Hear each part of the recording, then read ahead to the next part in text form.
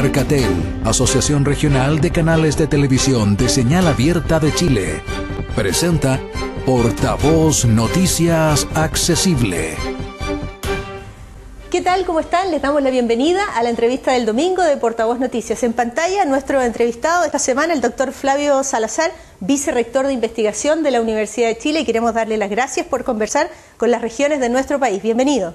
Hola, Scarlett. Muchas gracias por invitarme. Un saludo a todas las personas que nos van a estar oyendo y viendo en todos los lugares de Chile. Hoy día justamente me ha tocado algunas actividades relacionadas con regiones. Nosotros estamos trabajando, por ejemplo, con la Universidad Austral y tuvimos alguna actividad de inauguración de unos proyectos. Entonces hay un interés importante de nosotros, de la Universidad de Chile y mío en particular, de poder comunicarme y mantener una colaboración constante con investigadores de la región. Así que un saludo cariñoso para todos ellos. Muchas gracias por tener a las regiones ahí en el corazoncito entonces, doctor. Bueno, hay muchas personas que piensan después de estos durísimos meses de crisis sanitaria y económica que la llegada de la vacuna va a poner fin a esta especie de tragedia casi que interminable. Pero tengo una mala noticia, no es tan así. Todos quisiéramos que fuese de esa manera, pero la verdad, doctor, es que a estas alturas no sabemos ni cuánto nos va a proteger una vacuna, qué tan escudo protector será, ni por cuánto tiempo. Como dirían los futbolistas, hay que poner la pelota en el piso y aterrizar las expectativas. La Organización Mundial de la Salud dice que este virus será endémico y se va a quedar con nosotros por largo tiempo, ¿verdad? Bueno, sí, en parte, en realidad lo primero es que tiene que ver un poquito con el enfoque que nosotros tenemos o la percepción que nosotros tenemos de la pandemia. La pandemia, más que una amenaza personal, que sí la es, pero más que una amenaza personal tiene que ver con una amenaza social. Porque, bueno, ustedes mismos lo han escuchado anteriormente, el virus puede contagiar a cualquier persona, desde los niños pequeños hasta los ancianos, pero tiene efectos distintos en distintas personas. Por lo tanto, no todos quienes se van a contagiar van a sufrir un daño mayor. Incluso más de la mitad de los que se contagian tienen casi efectos muy leves o imperceptibles. Pero el problema es que como somos todos los que estamos vulnerables, toda la población, el número de gente, aunque sea un porcentaje menor que se agrava, el número total es muy amplio, es muy grande, y no es, digamos, no es un precio que las sociedades estén dispuestas a pagar. Y bueno, nosotros lo hemos visto acá en Chile, que tenemos una cantidad enorme de contagiados y que eso ha significado miles de muertes. Entonces, por supuesto que uno espera una solución. Pero cuando hablamos de la vacuna, todavía tendríamos que pensar de que en el fondo es nuestra esperanza mayor. O sea, muchas de las enfermedades infecciosas que hemos sufrido durante la historia de la humanidad, muchas de ellas que diezmaron a la población durante siglos, pudieron ser enfrentadas y contenidas a partir de las vacunas. Ahora, esto significa un control del problema social, o sea, en el fondo del número de personas, pero probablemente individualmente, como dice bien la OMS, esta enfermedad se suma a las ya existentes y va a estar siempre entre nosotros, pero con una vacuna pudiésemos controlar el número de personas que se infecten sea muchísimo menor. Pero para eso tenemos que lograr tener una vacuna aprobada en ese sentido, y eso aún no lo tenemos. Tenemos, digamos, candidatos a vacunas que han ido avanzando diferentes etapas en la investigación y que son muy prometedoras, de las cuales 4 de ellas van a ser probadas en nuestro país, pero hasta que no tengamos esos resultados definitivos, no podemos hablar de que exista una vacuna hoy día para poder hacer esas proyecciones. Doctor, a estas alturas estamos hablando ya de 150 desarrollos de vacunas a lo largo de todo el planeta, ¿verdad? 30 y algo más en fase 3, que es la fase más avanzada de ensayos y pruebas masivas en humanos. Usted decía en Chile 4. Y es muy interesante hablar del esfuerzo que están haciendo los investigadores y las universidades chilenas, que como probablemente nunca antes en nuestra historia se han unido todos en pos de un solo objetivo, ¿verdad? La salud de los chilenos. Hay que llegar a una vacuna, hay que unir esfuerzos. ¿Y en qué está hoy día, por ejemplo, la Universidad de Chile? Bueno, tal como usted lo dice, las universidades se pusieron, digamos, al servicio del país y sus autoridades desde el comienzo de la pandemia, y no solamente en la investigación respecto a vacunas, sino que todo lo que significó el aporte que han hecho, sobre todo universidades regionales, es muy importante. Casi en algunos lugares como en el norte y en el extremo sur, casi, digamos, con el papel mayor en el tema de los diagnósticos. O sea, se establecieron laboratorios de diagnóstico para poder ir pesquisando el avance del virus desde el principio. También el modelamiento, ¿no es cierto?, que si bien es cierto, no tuvo mucho éxito, principalmente por la falta de datos en realidad, pero hubo un esfuerzo importante para poder modelar a través de los datos, de la ciencia, el comportamiento que podría tener la pandemia. Pero claro, en los últimos meses, a medida que empiezan a aparecer estos candidatos de vacuna, las universidades saben de que para poder acercar estas iniciativas que se generan globalmente a nuestro país, era necesario establecer alianzas con empresas internacionales, con estados internacionales, y es así que nuestros investigadores formamos entre las universidades un consorcio, ¿no es cierto?, que involucra a la Católica, a la Chile, varias otras universidades de región, la Universidad de Australia, la Universidad de Antofagasta, etcétera, una serie, o sea, un consorcio para transformarnos en contraparte de esta iniciativa y poder de alguna forma participar en todo el proceso de estudios internacionales de fase 3. Y es así que hay 4 iniciativas, de las cuales la Universidad de Chile participa por lo menos en 3, y en 2 lidera, y esas son la vacuna de Janssen, de Johnson Johnson, y la vacuna de Oxford. También estamos participando en la vacuna que lidera la Universidad Católica de Sinovac, de China, y en la Universidad Austral están tratando de establecer otra vacuna que es la de CanSino. Son 4 estrategias de las 30 y tantas que usted mencionó que están en fase 3, y en las cuales todos en conjunto ponemos nuestras capacidades, todas las universidades, para poder conducir y poder de alguna forma ser contraparte de estos proyectos, que involucra una serie de voluntarios y que en el fondo van a permitir, sumando todos los datos, ver si las vacunas funcionan, qué porcentaje protegen, etcétera. ¿Quiénes serán esos voluntarios? Porque mucha gente se pregunta, a ver, mayores de 18 años se ha dicho en términos generales, ¿verdad? Pero ¿serán, por ejemplo, trabajadores de la salud que hoy por hoy son los que primero lo necesitan? ¿Habrá adultos mayores, por ejemplo, personas con enfermedades crónicas que participen de estos estudios de fase avanzada? Lo primero es establecer, contarles que el enorme interés que existe en la población por participar en estos estudios. Muchas veces en los medios pareciese que las posturas antivacunas o temerosas o dudosas son mayoría, pero en realidad no. Chile es un país acostumbrado al tema de las vacunas. Nosotros tenemos programas de vacunaciones desde los años 40, 50, 60 que han sido permanentes y que han permitido que, por ejemplo, nuestra población, nuestros niños se protejan, y prácticamente la mortalidad infantil es mínima en nuestro país, y eso permite que la expectativa general de vida es muy larga. Hoy día tenemos expectativas más allá de los 80 años en las mujeres y en los hombres. Entonces, hay como una cultura de la vacunación, y eso hace que mucha gente cifre esperanza, pero la vacunación en este momento todavía es un estudio. Significa que no están hechas para proteger a nadie, están hechas para probar. Y para probar, entonces, uno elige grupos que realmente sirvan para poder probar lo que uno quiere probar. Y cuando uno dice que va a vacunar primero a personal de la salud, no es para protegerlos ahora, es para que ellos objetivamente están mucho más expuestos al virus. Por lo tanto, si uno los vacuna, va a poder observar si están protegidos o no. Entonces, porque si yo vacuno a alguien que va a estar en su casa, va a estar encerrado y no va a tener ningún contacto y tiene riesgo cero de ser infectado, entonces nunca vamos a ver si la vacuna lo protege o no. Entonces, por eso que se empieza por vacunar a los grupos que están más expuestos. Ahora, en este caso, en las diferentes vacunas hay diferentes criterios de inclusión y de exclusión. En algunas son, pero en todas son individuos adultos mayores de 18 años, y en algunas de estas vacunas se está incluyendo algunos voluntarios con algunas enfermedades, digamos, crónicas, como diabetes, etcétera. Pero en la mayoría de las personas que se van a vacunar son individuos sanos mayores de edad, y se hacen en 2 grupos, porque como es una investigación y uno quiere probarlo, existe un elemento que se llama el efecto placebo, ¿no es cierto?, que es como una sugestión. Cuando a uno lo tratan, cuando uno se preocupan de uno y lo tratan, tiende a tener una respuesta. Entonces, para esa respuesta que no es específica, para descartarla, entonces uno hace 2 grupos. Por un lado, un grupo que lo vacuna con la vacuna real y otro que lo vacuna con un placebo, que es una imitación que no tiene los elementos, digamos, activos. Pero nadie sabe, no sabe ni el doctor, ni sabe el paciente, por lo tanto uno objetivamente va a tener que hacer el seguimiento y después hacer la comparación de los grupos.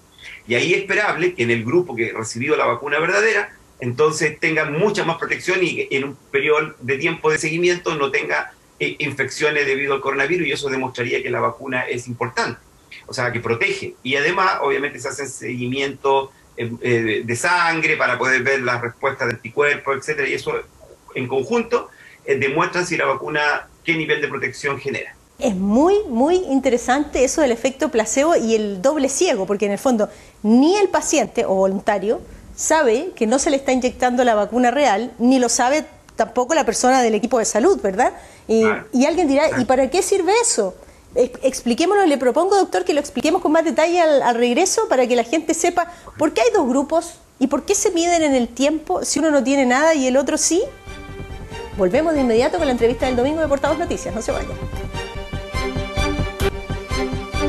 Ya estamos de vuelta con la entrevista del domingo de Portavoz Noticias. Hoy nos acompaña el doctor Flavio Salazar, vicerrector de investigación de la Universidad de Chile. Gracias nuevamente por estar con nosotros, por conversar con las regiones de nuestro país. En un momento en que yo decía en el bloque anterior, la ciencia está en el centro de nuestras preocupaciones. Nos tomamos, ¿verdad?, de la ciencia como que fuera la tabla del náufrago, y qué bueno que así sea, porque le damos la importancia que realmente tiene.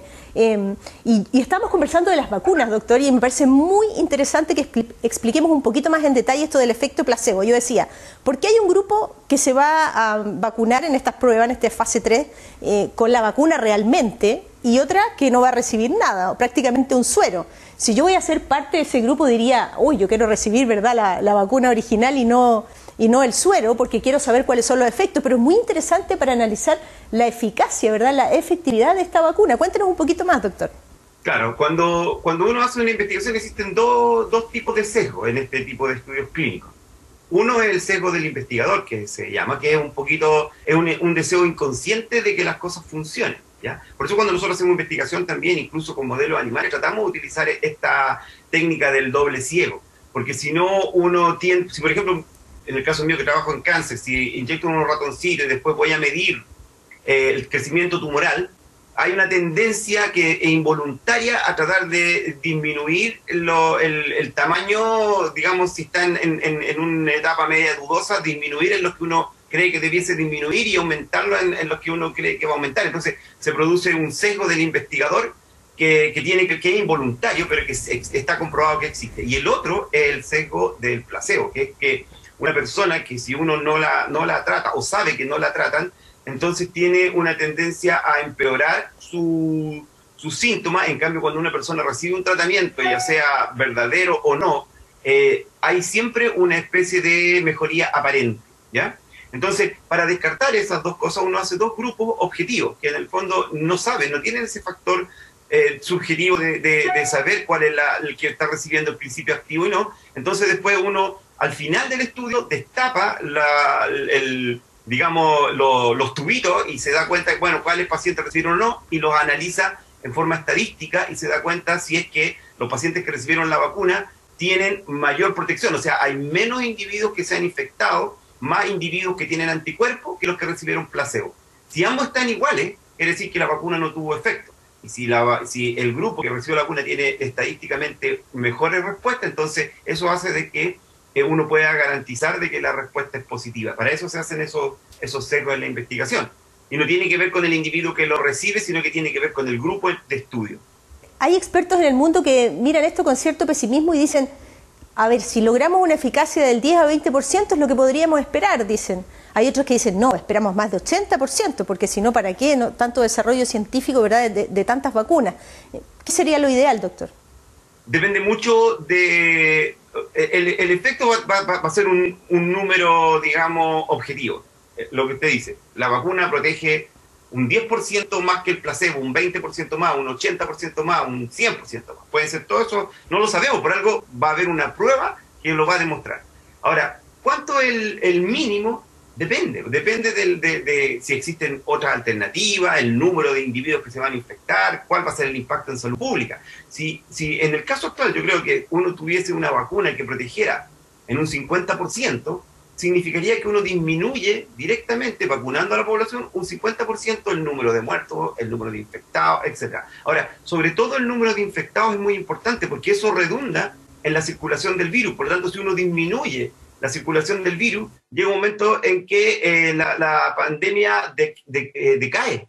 Y van a seguir habiendo casos esporádicos, un caso por aquí, un caso por allá, pero ya la población no va a estar constantemente expuesta.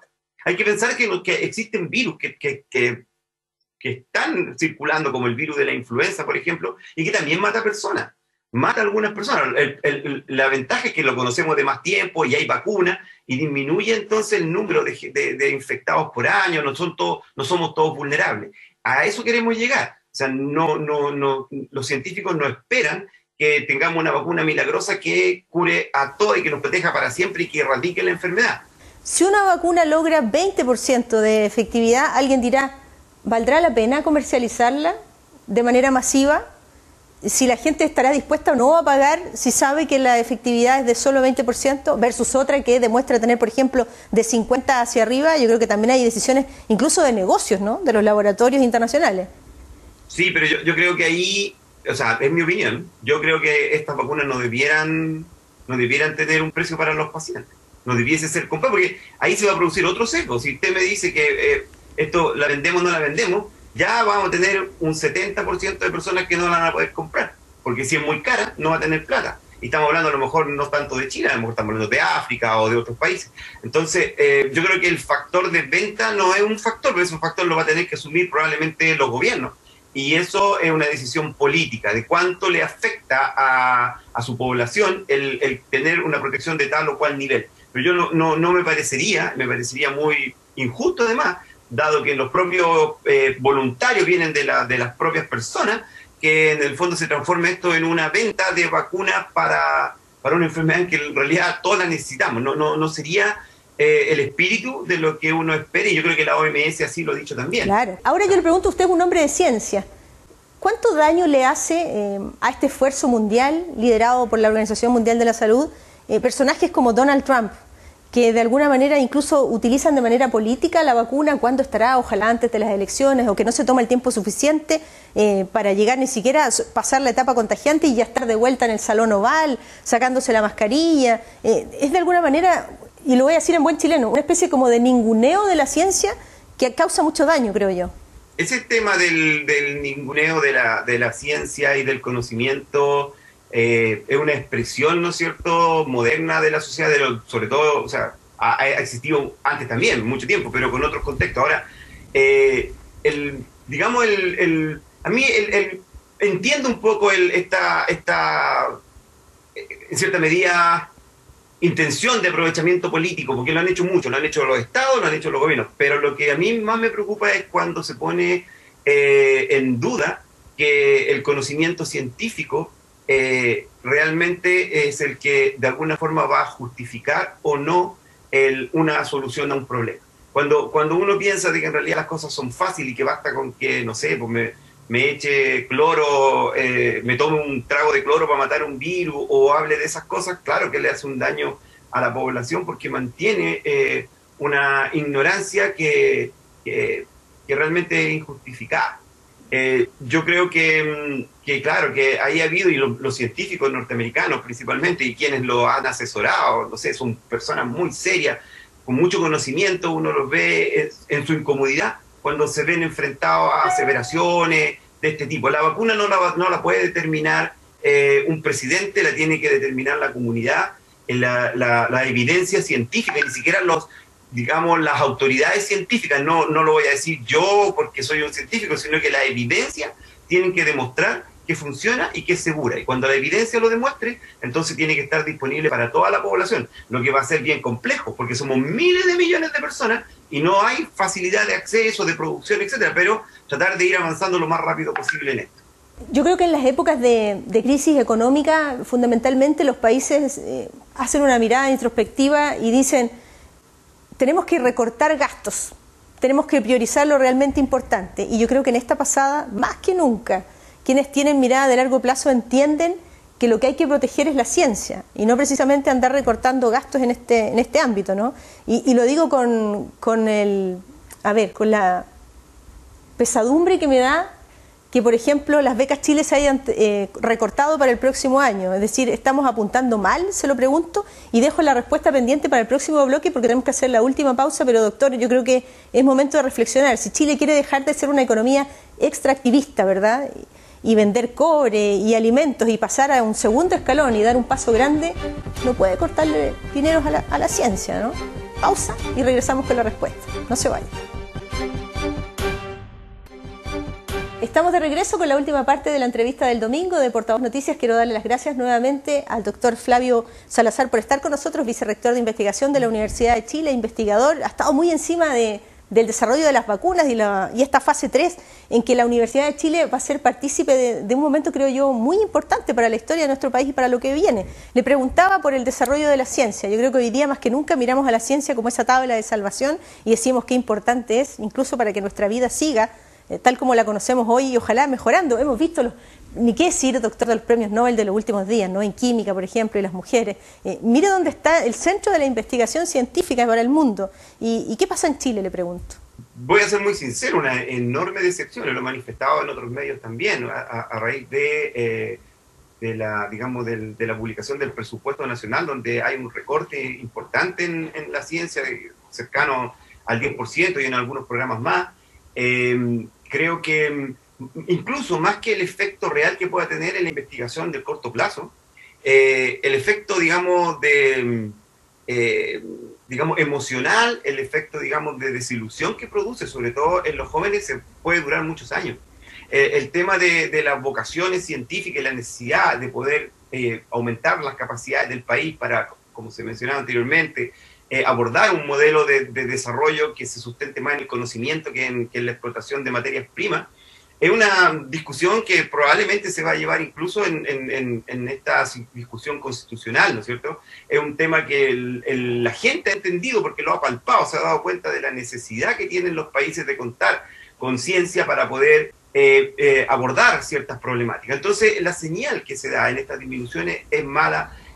Primero porque hay un recorte, ha habido un estancamiento de mucho tiempo, pero ahora hay un recorte de hecho.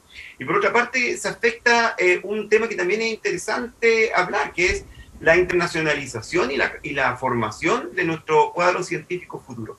Las becas Chile son muy criticables en muchos aspectos, yo creo que sí requerían algún tipo de reforma, algún tipo de rediscusión. Pero este corte, aprovechando, ¿no es cierto?, las dificultades de movilidad, pero que no están realmente establecidas de que van a seguir cuando estos concursos se fueran a adjudicar, hace de que una cantidad de sueños de personas que han trabajado durante años y que han puesto toda su esperanza en, qué sé yo, en ir a educarse a Europa, a Australia o a Estados Unidos, vean que esos sueños no se van a cumplir. Entonces, a mí me parece que hay un daño ahí. Yo creo que la comunidad científica está muy preocupada. Yo creo que hemos hecho ver esto a través de las comisiones Futuro, por ejemplo, las mismas universidades, los rectores se han pronunciado. Yo creo que hay muy poca, discusión respecto a que es una señal muy negativa. Y la población también así lo entiende. Sí, claro, porque es muy paradojal o curioso, por decirlo de alguna manera, que se anuncie con bombos y platillos un ministerio de las ciencias, que tengamos un ministro y que a la par se esté haciendo esto otro, ¿no? Son dos señales totalmente distintas. Y eso dice, ¿para dónde vamos? Porque en realidad uno trabajamos mucho, si no fue un trabajo de un gobierno, fueron varios gobiernos los que estuvieron involucrados y muchas comisiones, muchos científicos, entre ellos el propio actual ministro.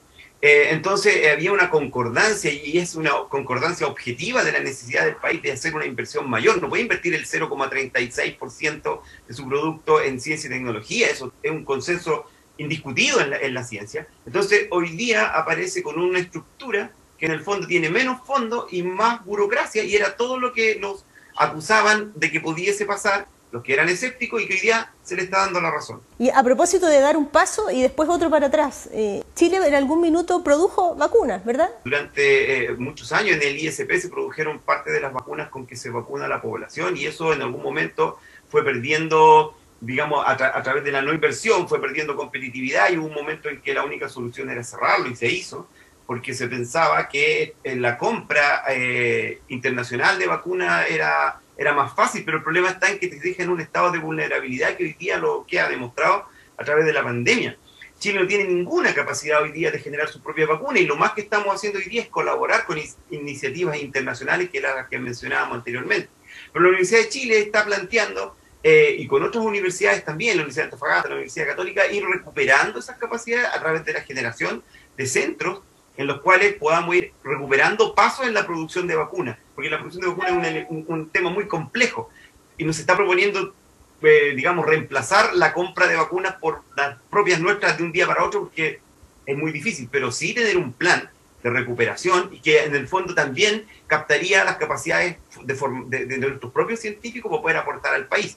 Yo espero que en algún momento esto sea posible, pero yo lo veo así con las señales que se dan hoy día, muy difícil que se pueda producir durante este gobierno. Yo lo veo muy complejo, yo creo que se han tomado otras decisiones y más encima se ha puesto en contraste las necesidades de la gente, ¿no es cierto?, las carencias, con una disminución de un presupuesto que es tan pequeño que no va a tener ningún impacto en las políticas sociales, pero sí va a tener un impacto importante en el desarrollo futuro del país.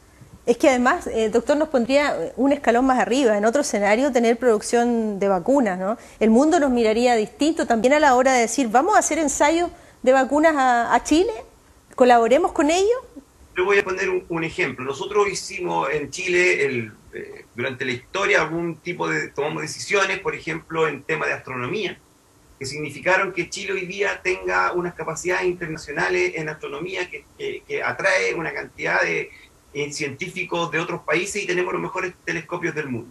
¿Por qué? Porque había una ventaja natural comparativa que eran los cielos prístinos que tenemos en el norte de Chile y eso hacía que la ubicación de estos telescopios fuera importante. También tenemos esas ventajas comparativas hoy día, por ejemplo, en temas de energía limpia, a través del hidrógeno, a través de la energía solar, a través de la geotermia, a través de la energía marina, que pudiésemos desarrollar. Y tenemos expertos, ingenieros, centros de excelencia. Tenemos los temas de desastres naturales, tenemos la zona de Magallanes, la zona más austral del mundo para ver cambio climático. Hay una serie de ventajas comparativas, pero ahí requiere una visión de querer liderar, de querer participar en la generación de conocimiento a nivel mundial. Y esa decisión creo que hoy día a nuestra élite le falta. No son capaces de soñar, de imaginarse que podemos hacer cosas que son más allá de la rutina. Finalmente, doctor, háblele a las regiones de nuestro país. Yo decía, la Universidad de Chile está comprometida con esta fase 3 de ensayos de una vacuna, pero también decía que hay que acostumbrarse al autocuidado por un largo tiempo, porque este virus, como dice la Organización Mundial de la Salud, será endémico, se va a quedar con nosotros. Háblele a las regiones, le pido, nos están viendo desde Arica, Magallanes. Bueno, yo he tenido la oportunidad en estas últimas semanas de interactuar mucho con las universidades regionales. Históricamente nosotros estamos organizados a través del CRUCH, por ejemplo, a través del CUECH, las universidades estatales. Tenemos una excelente relación con la Universidad de Magallanes, por ejemplo, con la Universidad de Antofagasta, con la Universidad Austral, y eso ha permitido que de alguna forma empecemos a repensar nuestra forma de organizarnos, que era absolutamente de competencia, una competencia obligada por el modelo de financiamiento, no por el interés científico, pero hoy día hemos superado esa visión y estamos en una, digamos, idea de colaboración, sobre todo en etapas, bueno, y eso pasa en todas las ciudades, cuando uno está en una situación, digamos, de precariedad o de emergencia, tiende la solidaridad, ¿no es cierto?, tiende a aumentar la colaboración, y eso ha pasado. Entonces nosotros estamos colaborando en este ensayo de vacunas, no solamente entre la Católica y la Chile, hay muchas universidades, la Universidad Austral, hoy día estuvimos en la mañana, la Universidad de Antofagasta con el centro de vacunas que quieren poner allá, la Universidad de Talca, Magallanes, con todas estas actividades que hemos mencionado. Por lo tanto, las regiones están presentes. Ahora, sí hay un desequilibrio muy importante en la centralización hoy día en nuestro país. Los recursos están muy centralizados en Santiago, las capacidades humanas también, o sea, el recurso humano está muy concentrado. Por lo tanto, no solamente tiene que ver con la investigación, tiene que ver con la política del país. Por lo tanto, también en el debate constitucional, este tema de la descentralización y los equilibrios de las regiones, desarrollo de sus propias capacidades, es una discusión que yo creo que va a aportar a esta, digamos, interacción y a esta colaboración entre nuestras instituciones. Claro, toda crisis también ofrece una oportunidad, ¿verdad? Y las universidades la han aprovechado, creo yo, de muy buena manera. Gracias, profesor, por conversar con nosotros. Le mandamos un abrazo muy grande. Muchas gracias, Scarlett, y saludos a todos los que nos están escuchando hoy día. Gracias. Y gracias a ustedes también por acompañarnos. Nos despedimos. Que estén muy bien. Hasta pronto. Arcatel, Asociación Regional de Canales de Televisión de Señal Abierta de Chile, presentó Portavoz Noticias Accesible.